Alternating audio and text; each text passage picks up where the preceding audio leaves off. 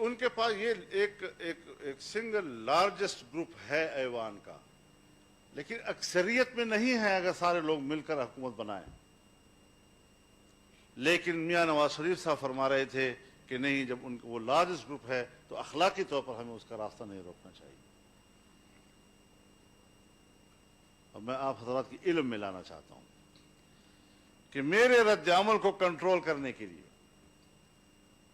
ایک بڑا موقر وفد میرے پاس پہنچا، مجھے اس بات پر آمادہ کرنے کے لیے کہ آپ سخت موقف چھوڑ دیں، آپ نرم موقف کی طرف چلے جائیں، اعتدال کی طرف چلے جائیں۔ لیکن جب وہ مجھے مطمئن نہیں کر سکے تو انہوں نے پہلے میرے موقف کی تائید کی، اور جب انہوں نے خود اس بات کا اظہار کیا کہ ہم نے یہ صوبہ اس لیے ان کے حوالے کیا ہے، یہ نہیں کہ قوم نے منتخب کیا ہے، ہم نے یہ صوبہ اس لیے ان کے حوالے کیا ہے کہ پشتون بیلٹ میں مذہب کی جڑیں گہری ہیں، اور مذہب کی ان گہری جڑوں کو اکھاڑنے کے لیے اس سے بہتر مناسب آدمی ہمارے پاس اور نہیں تھا۔ اور ہم نے این جی اوز کے ذریعے سے 15 سال محنت کی ہے ایسی فضا بنانے کے لیے۔ آپ بتائیں جی ہم کہاں کھڑے ہیں جی؟ پاکستان میں، پاکستان کے لوگ مسلمان ہیں، یہاں ایک بڑا مضبوط قسم کا مذہبی فکر کا طبقہ موجود ہے، وہ بھی پاکستانی ہیں، ان کی بھی احساسات ہیں۔ اگر ہم ان کے کاز کی بات کرتے ہیں تو جلدی سے کہہ دیا جاتا ہے مولوی صاحب پھر مذہبی کارڈ استعمال کر رہا ہے۔ اگر ایک قوم پرست اپنی قومیت کا کارڈ استعمال کر سکتا ہے تو میں بھی پھر مذہب کا کارڈ استعمال کر سکتا ہوں، یہ میرا حق بنتا ہے، مجھے کوئی شرمندگی نہیں اس کے اوپر۔ میں پاکستانی ہوں، آئین میں جس کو تحفظ حاصل ہے، اور جب اس کو خطرہ ہوگا تو اگر جمہوریت کو خطرہ ہے اور میں فرنٹ لائن پہ لڑتا ہوں تو پھر اگر اسلام کو خطرہ ہوگا تو فرنٹ لائن پہ لڑیں گے۔ اس پر کسی کو آر نہ دلایا جائے۔ تو اس حوالے سے صورتحال یہ ہے، ہم نے آپ کے ساتھ مل کر متفقہ موقف لیا ہے کہ ہمیں شریعت چاہیے لیکن بندوق کے زور سے نہیں۔ آپ کے ساتھ کھڑے ہیں، آئین کے ساتھ کھڑے ہیں، پارلیمنٹ کے ساتھ کھڑے ہیں، لیکن مجھے بتایا جائے کہ آج جو اس پارلیمنٹ میں قانون سازی ہو رہی ہے یہ بندوق کے زور سے نہیں ہو رہی۔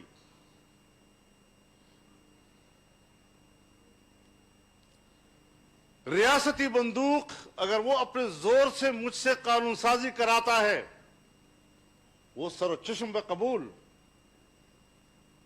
لیکن اگر قوم کا کوئی فرد چاہتا ہے تو ہم اس کو غدار اور دشمن اور فلاں فلاں کہیں، ہم آپ کے ساتھ ہیں اس معاملے میں۔ ہمارا نظریہ یہی ہے کہ ہم جمہوری راستے سے محنت کریں، لیکن جمہوری راستوں سے سن 73 سے لے کر آج تک کیا ملا ہے قوم کو؟ ابھی تک شکوے تو موجود ہیں،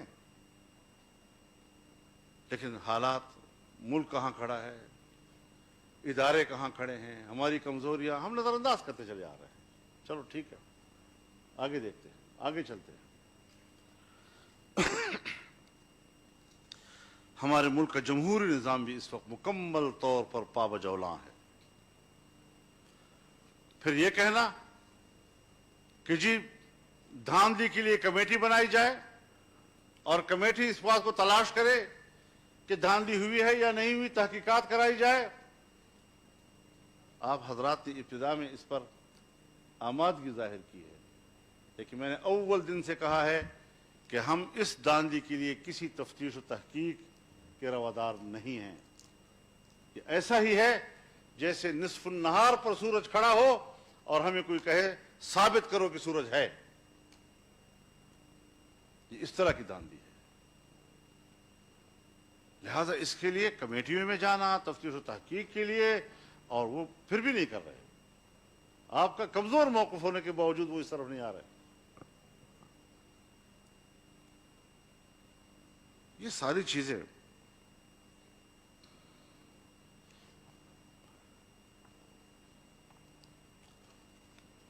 جو آپ نے اپنے وسیع الظرفی کا مظاہرہ کر کے کہا کہ لارجسٹ گروپ ہے اور حکومت بنائے، آج پنجاب میں مسلم لیگ نون لارجسٹ گروپ ہے، کیا یہ فراخ دلی وہاں سے آپ کے پاس آئی؟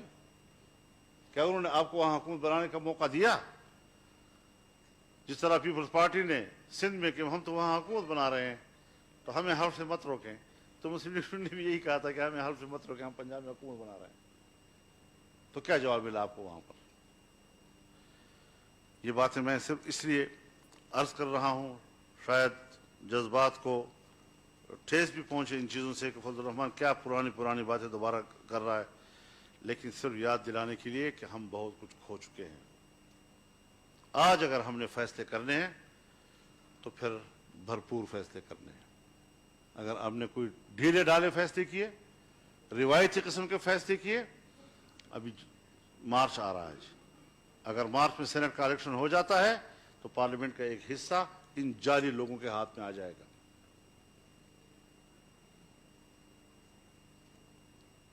تو آپ پھر کہاں کھڑے ہوں گے؟ ملک کہاں کھڑا ہوگا؟ لہذا ہم بڑی صراحت کے ساتھ کہنا چاہتے ہیں کہ آج ہی فیصلہ کریں کہ ہم اسمبلیوں سے مستعفی ہوں گے. اگر ہم انہی اسمبلیوں میں بیٹھے ہوئے ہیں جہاں ہماری توقیر کا یہ عالم ہے، جہاں کوئی کارکردگی نہیں ہے، تو پھر میں نہیں سمجھتا کہ ہم اپنے مقصد کے لیے، جو شفاف الیکشن کا مقصد ہے، اس کے لیے کوئی کردار ادا کر سکیں گے. اگر ہم نے سول سپرمیسی کے لیے کوئی ٹھوس اقدامات کرنے ہیں تو پھر آپ آئیں، عوام کے صفوں میں جانے کے لیے تاجر برادری کے پاس جائیں، وکلاء کے پاس جائیں، اساتذہ کے پاس جائیں، ڈاکٹرز کے پاس جائیں، مزدور کے پاس جائیں، کسان کے پاس جائیں، صنعت کار کے پاس جائیں، اور ان کو کہیں آئیں ہم اکٹھے بیٹھتے ہیں اور اکٹھے لڑیں گے. ان کو انوالو کرنا ہے پھر ہم نے، اور بڑی قوت کے ساتھ ہمیں ان کو اپنے صفوں میں لانا ہوگا.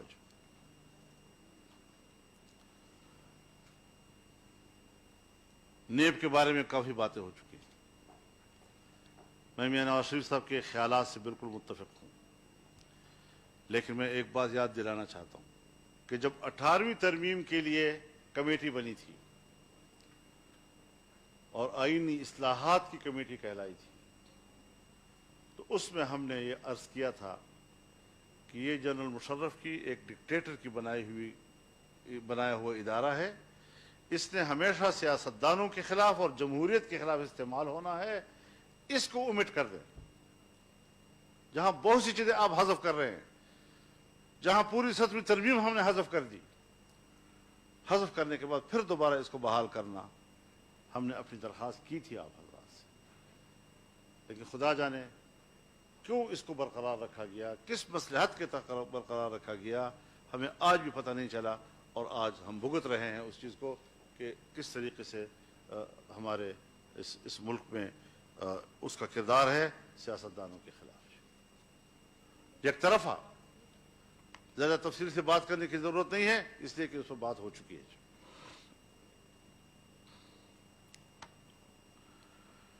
آج آپ اپنی پوری نظام کو دیکھیں.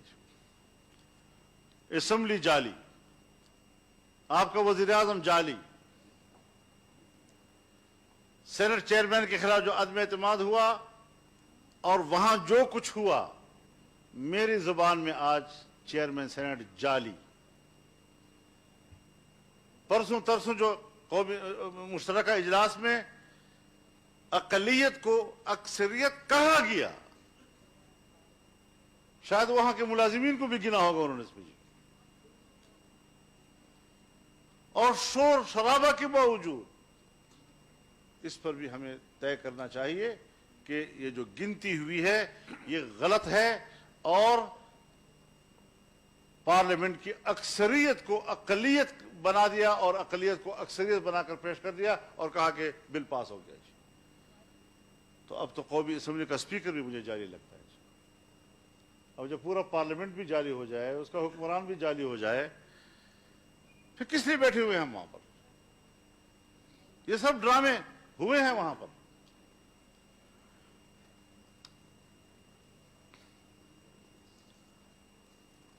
اور آج جو FATF کے ذریعے سے قانون سازی ہو رہی ہے، یہ یہاں اب رکے گی نہیں.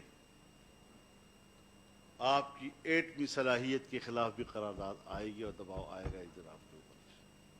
اب آپ پھنس چکے ہیں، اب اس سے نکلنے کے لیے مضبوط فیصلے کرنے ہوں گے. ڈی نیوکلرائزیشن جو ہے اس کے آپ انتظار کریں گے. آپ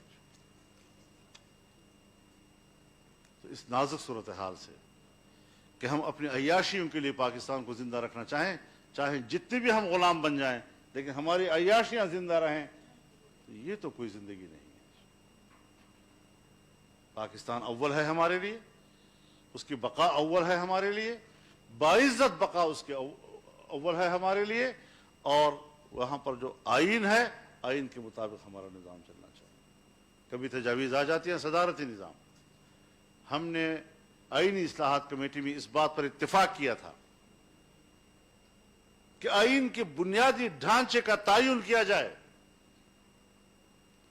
اور ہم نے 4 پلرز اس کے بتائے تھے اور اس پر اتفاق ہوا تھا: اسلام، جمہوریت، وفاقی طرز حکومت، پارلیمانی نظام. اگر ایک ستون بھی گرتا ہے، آئین گر جاتا ہے، اور آپ کو ایک آئین ساز اسمبلی دے کر نیا آئین دینا ہوگا.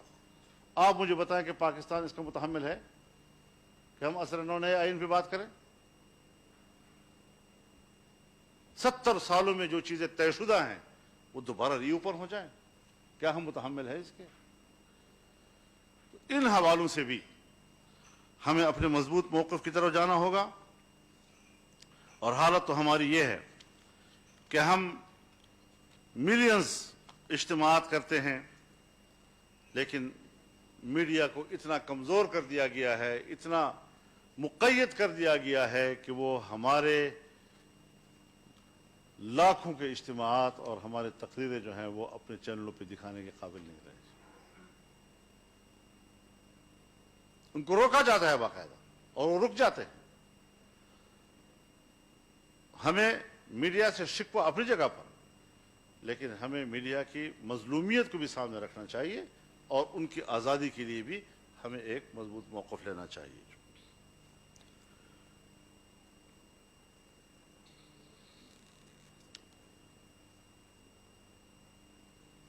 پاکستان بڑی ہمت کے ساتھ میگا پروجیکٹس کی طرف جا رہا تھا. سی پیک منصوبہ، پاور جنریشن کا مسئلہ، اور بہت سے منصوبے پاکستان کے سامنے تھے. معدنی ذخائر کی طرف جانا، اس کو پاکستان کے لیے استعمال میں لانا، لیکن آج سب کچھ رک گیا ہے. اور مجھے ایک سفارتکار نے بتایا، باہر کے سفیر، کہ جب ہم نے ان سے پوچھا کہ آپ یہ کیا کر رہے ہیں،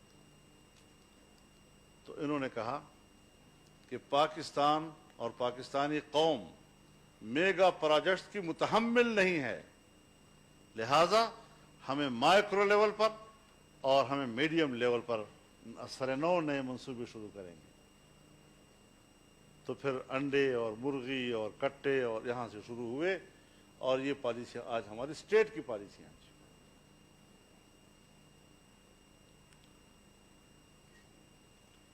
یہ ایسا موضوع ہے جی کہ اس پر آپ مجھ سے زیادہ بہتر جانتے ہیں.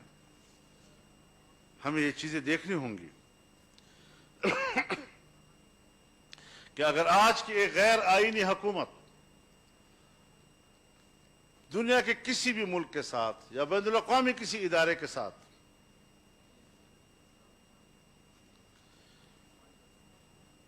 یہ کہتے ہیں جی آپ کی تقریر نہیں جا رہی باہر جی کہا تھا کہ نہ بند کریں موبائل فونز کو، چاہتی ہو کہ یہ باہر لائیو چلے، نہ ہو. میرا تو خیال ہے کہ ہماری آج کی کانفرنس پبلک ہونی چاہیے تھی. ہمیں آپس میں طے کرنا ہے، اس کے بعد پریس کانفرنس کریں. میاں صاحب کا صدر صاحب اس کے بعد جو آپ طے کرتے ہیں ہم سب پریس کانفرنس کریں، اس میں صاف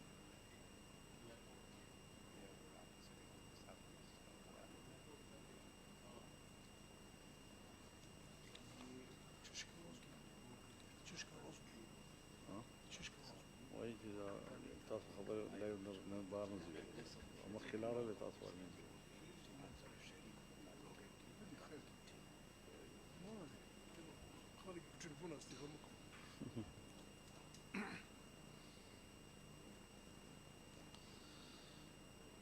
تو اب ایسی صورتحال میں میرے خیال میں حکومت تو ہماری آواز کو پبلک میں لے جانے سے روکتی ہے، لیکن آج اے پی سی نے بھی ہماری تقریر کو باہر جانے سے روک دیا ہے. تو ہم پیپلز پارٹی سے اور ان کے منتظمین سے اس پر اپنا احتجاج نوٹ کراتے ہیں. یہ نامناسب بات ہے جی. موبائل کر رہا ہے. نہیں موبائل کرے بھی صحیح، لیکن سر ابھی میرے آنے سے پہلے ابھی جب اس لیے میں ان دونوں کو بلا رہا ہوں، میں ابھی آیا اور کہا کہ ہم فونز کو بھی بند کریں گے اور ان دونوں کو بھی بند اور ہم نے سنا کہ اور جو بعد میں پریس اور آپ کا ریکویسٹ پہ آپ کا مسٹر جماعت جو آپ کا ایم ایم اے میں ساتھ تھے، ان کے ریکویسٹ پہ یہ ان کیمرہ ہے اور اس کے بعد پریس ان کانفرنس. کیمرہ تو نہیں تھا نا جی، اس سے پہلے تو ہمیں جا کہا گیا تھا کہ آپ لوگوں نے ریکویسٹ کی ہے کہ یہ نہیں، ہم نے بند کوئی کریں. ریکویسٹ ٹھیک ہے نہیں. بی چلو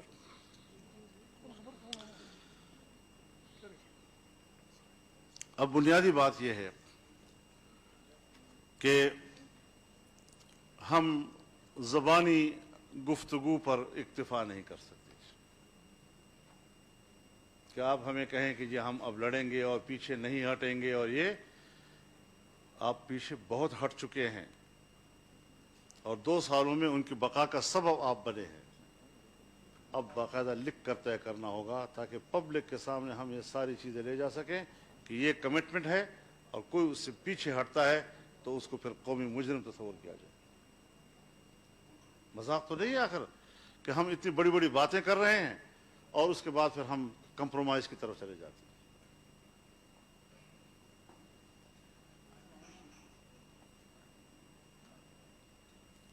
ٹی وی پہ نہیں چل رہا، سوشل میڈیا پہ آپ لائیو ہمارا تو لائف اگر آپ چاہتے ٹھیک ہو ہے، کہ یہ یہ ٹھیک ہے، ٹھیک ہے. ہمارا ٹھیک ہے. کیمراز آپ کو سوشل میڈیا پہ لائیو کریں صحیح ہے. لیکن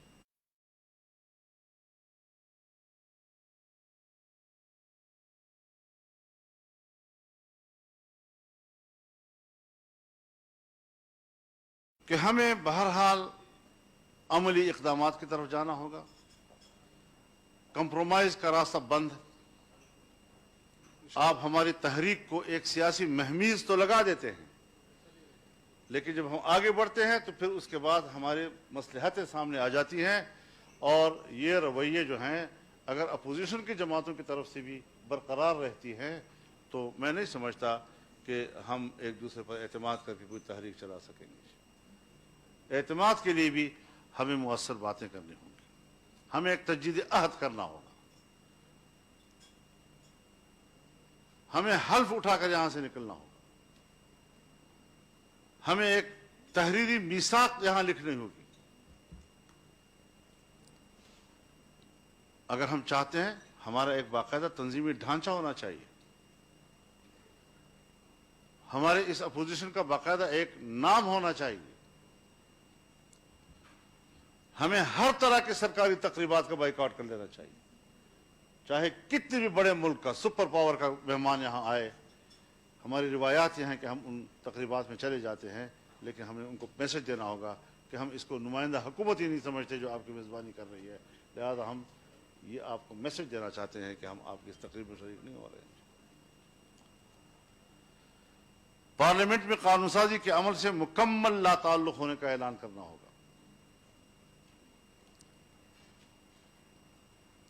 غیر منتخب اور غیر آئینی حکومت کے تمام بین الاقوامی معاہدات سے لا تعلقی کا اعلان کرنا ہوگا.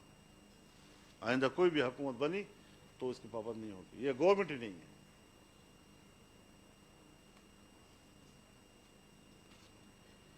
قانون بنائے جاتے ہیں منی لانڈرنگ کے حوالے سے بنائے جاتے ہیں. کیا آپ کو پتہ نہیں ہے سب حضرات کو کہ کالا دھن ہو یا غیر قانونی ترسیلات زر، خفیہ اداروں کا اصل بجٹ ہی وہی ہوا تھا. تو پھر جب ہم کہتے ہیں کہ پیسہ دہشت گردوں کے پاس جاتا ہے تو میرے خیال میں اس پیسے کا بھی راستہ بند ہونا چاہیے جو ریاستی دہشت گردی کے خلاف جاتا ہے، کیا حق میں چلا جاتا ہے.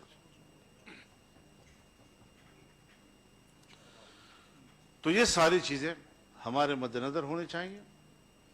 اگر آپ ایک مضبوط فیصلہ کرنے، اسمبلی سے استعفے دینے، سندھ کی صوبائی اسمبلی کو تحلیل کرنے اور ایک بھرپور سیاسی تحریک جس میں کہ پارلیمنٹ کے اندر کے قانون سازی کے عمل سے لا تعلق ہونے کا فیصلہ کر لیتے ہیں تو میرے خیال میں، ورنہ ہم تو آپ کے پیچھے کھنچتے کھنچتے ابھی تک آئے ہیں، آپ کے پیچھے کھنچتے کھنچتے آئے ہیں کہ ہم کچھ فیصلہ کریں تو شاید وہ اتنا مؤثر نہیں ہوگا پھر. تو اس حوالے سے یہ ہیں ہماری گزارشات، اور انہی گزارشات کی بنیاد پر ہم آج آپ سے بہت بہتر توقعات رکھ کر آئے ہیں، اور ان بہتر توقعات کے ساتھ میں جناب بلاول بھٹو صاحب کا، یہاں پر موجود تمام قائدین کا، جناب میاں نواز شریف صاحب کا، جناب آصف علی زرداری صاحب کا، سب کا شکر گزار ہوں، اور امید کرتا ہوں کہ آپ اس حوالے سے ہماری اور پوری قوم کی حوصلہ افزائی کریں گے. وآخر دعوانا الحمدللہ. مولانا فضل الرحمان صاحب آپ کا بہت ہی شکریہ. ہمیشہ کی طرح آپ نے پورا جو ہمارے آپشنس ہیں ہمارے سامنے رکھے ہیں. I just want to clarify for everybody in the room کہ ہمارا یہ جو دونوں جو کیمراز ہیں یہ چل رہے ہیں، لائیو اسٹریم کر رہے ہیں. مولانا صاحب کی تقریر سوشل میڈیا پہ تو جاری ہے، الیکٹرانک میڈیا پہ نہیں تھا. Before we continue this conversation, however, I would like to suggest تاکہ ہم ایک فری ماحول میں بات کر سکیں، آپس میں ہم نے مشکل فیصلے لینے ہیں تو وہ مشکل فیصلے لینے کے لیے ہمیں کچھ لوگوں کو منانا پڑے گا، کچھ لوگوں کو سمجھانا پڑے گا. اس کے